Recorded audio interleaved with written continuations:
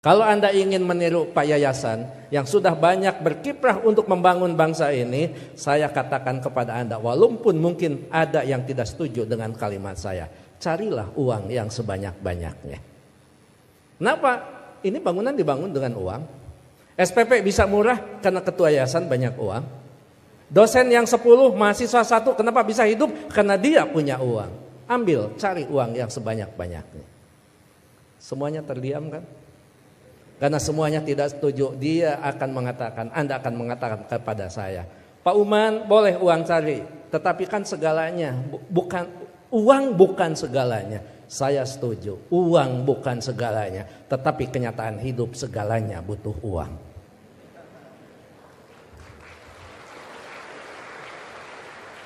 Gak mungkin beribadah haji kalau tidak punya uang. Hanya 1-2 orang yang bisa ibadah haji tanpa memiliki uang. Pak, uang itu tidak akan dibawa mati. Betul, saya setuju. Tapi tidak sedikit orang terasa mati kalau tidak punya uang. Pak, uang itu hanya akan menjadikan masalah. Setuju, tapi banyak masalah yang harus diselesaikan dengan uang. Pak, kalau sudah cinta, nggak ada urusan uang. Betul, tapi kalau cinta ada uang, itu lebih indah. Artinya apa? Kita bukan memandang enteng tentang uang, yang terpenting cari uang yang sebanyak-banyaknya dengan cara yang halal, dengan cara kejujuran, dengan tidak menyalahgunakan kewenangan, maka baru di situ dikatakan uang akan tepat berada di orang yang tepat, maka uang itu hakikatnya akan menjadi keberkahan bagi semua umat. Itu yang terpenting. Kenapa saya bicara begini? Karena saya tahu di hadapan Bapak Direktur Pendidikan Tinggi Agama. Iya, betul kan? Biar suatu saat saya diundang ke Kementerian Agama. Jadi mohon, yang terakhir saya ingin sampaikan, tidak ada kesuksesan tanpa kerja keras, tidak ada kesuksesan tanpa perjuangan, dan tidak ada kesuksesan tanpa dorongan doa dari kedua orang tua kita. Jadi pada hari ini Anda ucapkan selamat. Anda mintakan maaf kepada orang-orang tercinta yang berkontribusi atas kesuksesan pendidikan kita. Hati-hati memperlakukan kedua orang tua. Saya tahu di sini ada master hukum, saya tahu di sini ada master manajemen, saya tahu banyak prodi yang ada di sini dan memiliki tata kelola yang sangat baik, maka itu salah satunya didukung oleh perilaku Anda setelah lulus. Pada saat Anda berinteraksi dengan kedua orang tua, jangan menggunakan pasal hukum. Pada saat ibu mengatakan, saya mau ketemu, kamu pulang, maka Anda akan mengatakan, Mah, tidak boleh memaksa karena ada pasal hukumnya. Enggak ada itu, tidak berlaku untuk kedua orang tua. Pada saat Anda diminta membantu kedua orang tua, Anda jangan menggunakan manajemen yang efektif. Tidak ada manajemen dalam hubungan dengan orang tua kecuali penghargaan, penghormatan, dan tempatkan dia sebagai di tempat yang paling sempurna sebagai kedua orang tua kita. Saya hanya ingin mengulang dengan cerita yang lama, tetapi ternyata ini memberikan sebuah inspirasi bagi kita. Mohon maaf, saya pernah jadi seorang pejabat. Pada saat saya sedang rapat, saya ditelepon oleh keponakan saya dan menyatakan ibu saya dalam keadaan sakit. Kemudian saya balas telepon itu dengan sebuah ungkapan yang agak sedikit sombong. Tolong cepat bawa ke dokter dan nanti uangnya akan saya transfer. Ternyata ibu dari kejauhan menjawab kalimat saya dengan sebuah kalimat yang tegas. Enggak usah ditransfer, yang penting kita bisa ketemu. Kalau ibu sudah mengatakan yang penting kita bisa ketemu, maka jabatan itu tidak ada, maka rapat itu tidak ada. Dan boleh saya katakan, kalau saya sudah dipanggil ibu dan bapak, tidak ada yang bisa menolak panggilan siapapun, termasuk atasan saya. Kalau itu ibu dan bapak yang memanggil. Karena yakin, kalaupun saya bisa memberikan sebuah alasan, Pak mohon maaf ibu saya dalam keadaan sakit, maka atasan saya akan memahami semua.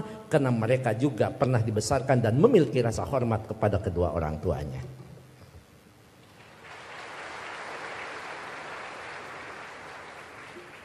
Pukul 8:30 malam saya pulang. Dan saya sama seperti Anda, mungkin saya lebih kampung daripada Anda yang hari ini di wisuda. Saya tidak dilahirkan di tengah kota, saya dilahirkan di kaki Gunung Papandayan yang sekarang terkenal dengan tempat wisata Kawah Papandayan. 3 jam saya sampai di rumah, Setengah 12 saya sampai di rumah. Ternyata ibu dalam keadaan segar bugar, tetapi saya tidak menunjukkan perasaan suudon kepada ibu. Kenapa? Ternyata di situ ada hikmah.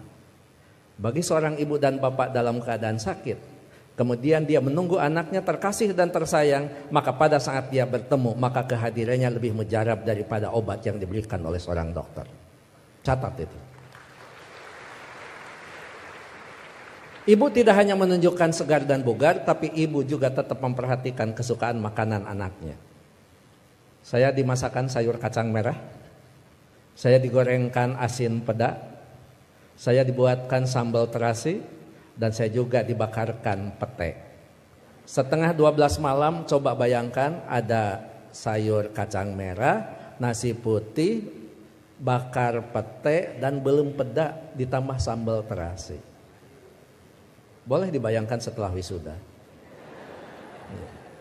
Setengah 12 malam saya disuguhi makanan itu, maka tidak ada kalimat yang bisa diucapkan kepada ibu selain mengucapkan terima kasih.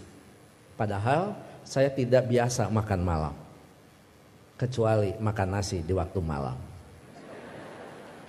Ya saya makan. Saya tidak pernah mengatakan, "Amah, ngapain masak? Kan kata dokter paling tidak 3 jam sebelum tidur kita boleh makan." Ini mau tidur setengah 12, ngapain masak? Bagaimana perasaan ibu pada saat seorang anak yang dia tunggu, yang dia masakan, kemudian anak berargumentasi dengan sebuah ilmu di mana ibu tidak paham tentang ilmu itu. Menyakitkan. Iya, saya makan dan saya berdoa mudah-mudahan ini jadi obat. Begitu saya lirik dari sudut mata saya, ibu kelihatan bahagia. Kenapa? Makanan yang dia pasak itu betul-betul dimakan oleh anaknya.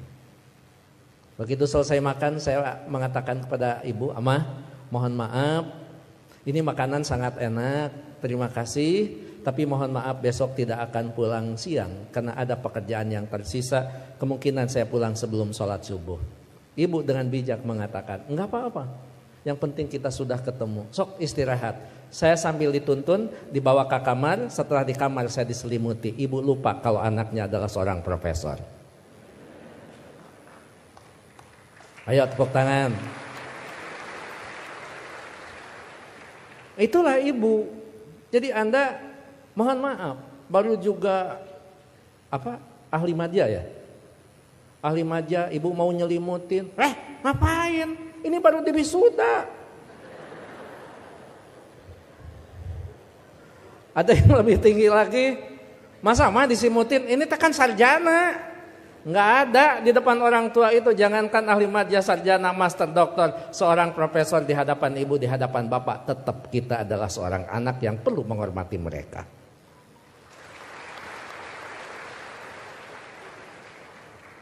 Yang paling indah dan paling membuat saya terharu, pada pukul 3 saya bangun, ternyata ibu sudah berdiri di samping saya sambil menepuk bahu saya.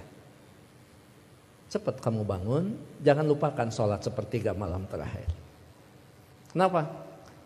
Kamu bisa mendapatkan yang semua ini bukan karena kepintaran kamu, jangan-jangan bukan karena kecerdasan kamu, mungkin keberuntungan doa kita dikabulkan oleh Allah Subhanahu wa Ta'ala. Jadi ibu masih khawatir tentang anaknya. Ibu khawatir anaknya merasa pintar sehingga pintar menjadi sebuah kesombongan. Ibu masih khawatir anaknya cerdas, cerdas menjadi sebuah kesombongan. Bahkan melupakan siapa yang menentukan takdir segalanya pada kehidupan kita. Itu pada profesor itu. Jadi tolong ibu bapak, sebagai orang tua, anak kita hari ini di wisuda, tetap mereka adalah anak kita yang perlu kita luruskan pada saat mereka terlempar dari jalan yang memang ditentukan. Perlu diberikan peringatan, tapi tentu sekarang ini ada kaidah-kaidah yang beda dengan zaman dulu.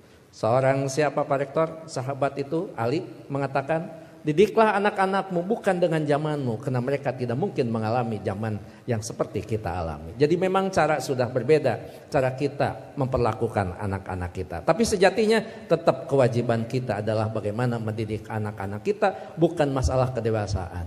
Tapi masalahnya sampai nyawa berpisah dengan badan, itu tetap menjadi kewajiban kita sebagai kedua orang tua. Begitu saya sudah selesai sholat, kemudian di situ saya bisa mendapatkan sebuah hikmah. Memang orang tua kita adalah punya kecerdasan yang luar biasa. Padahal ibu saya bukan profesor, ibu saya tidak lulus SMA, ibu saya juga tidak lulus SD, beliau hanya lulusan sekolah raya. Tapi apa? Dalam sebuah komunikasi waktu itu saya katakan, "Ama, sekarang saya pergi, mohon pamit." Ibu masih bertanya, "Kamu nanti sholat di mana?" Saya jawab, "Nanti sholat di jalan." Ibu langsung mengkritisi kalimat saya, "Jangan suka sholat di jalan, ketabrak mobil." Itu kata ibu itu. Terus saya mikir, emang juga, emang benar masa sholat di jalan? Saya katakan, enggak, maksudnya sholat di masjid di jalan. Masih salah kalimat itu di hadapan ibu. Enggak ada masjid di jalan, paling dekat di pinggir jalan. Saya bilang, iya, nanti akan di masjid, sholat di masjid di perjalanan. Baru saya lulus dari ujian seorang ibu. Nah, lamun eta benar profesor. Dan yang terakhir, saya mohon maaf tadi malam tidak transfer karena Amah mengatakan tidak boleh transfer, tidak usah transfer, sehingga saya tidak transfer. Disitulah kecerdasan ibu luar biasa. Iya, nggak apa-apa. Ngapain harus transfer ke seorang ibu? Mana? Ibu lebih cerdas daripada seorang profesor. Oleh karena itu tentu saya berharap sekali lagi, kalau kita mau sukses, berbaiklah kepada guru, kepada orang tua kita. Kalau kita mau sukses, jangan pernah Anda melupakan karena kesuksesan kita adalah jerih payah dan hasil pemikiran kedua orang tua kita, termasuk guru-guru kita. Mudah-mudahan orang tua kita yang sekarang masih ada tetap diberikan kesehatan, diberikan usia yang panjang, tetap mampu membina dan membimbing anak-anaknya sampai menjadi investasi yang terbaik bagi keduanya. Bagi orang tua kita yang sudah tidak ada, termasuk kedua orang tua saya, mudah-mudahan senantiasa mendapat tempat yang terbaik di sisi Allah Subhanahu wa taala. Amin. Saya pikir itu Pak Rektor, Pak Ketua Yayasan, hadirin Sivitas Akademika Unpam yang saya hormati. Mohon maaf kalau sambutan saya agak sedikit panjang karena saya tadi mengimbangi Pak Rektor sangat panjang, kemudian Pak Ketua Yayasan sangat pendek, maka saya setengah panjang dan setengah pendek. Mohon maaf tidak bisa mengikuti wisuda sampai akhir karena saya harus mengejar waktu ke Tasikmalaya Pak Rektor. Apapun tadi yang dibicarakan oleh Pak Warek sudah dibicarakan dengan Pak Warek dan Pak Ketua Yayasan. Begitu juga kepada Pak Direktur, saya mohon pamit. Anggap saja kalau di Kementerian Agama kan tidak aneh, anggap saja saya penghulu. Penghulu biasanya kalau sudah menikahkan ijab qabul dinyatakan sah, penghulu biasanya pamit diri dan tidak perlu menunggu sampai resepsi. Terakhir, saya tidak akan membacakan pantun, tapi ini ulangan dari wisuda bulan kemarin karena setiap bulan Unpam wisuda, bahkan Unpam setiap wisudanya juga tidak bisa diganggu karena hari Minggu. Jadi saya tidak bisa menolak undangan Unpam. Gitu. Anda hanya tahu saja yang wisudawan wisudawati. Saya ini mantan aura kasih. Sekian dan terima kasih. Assalamualaikum warahmatullahi wabarakatuh.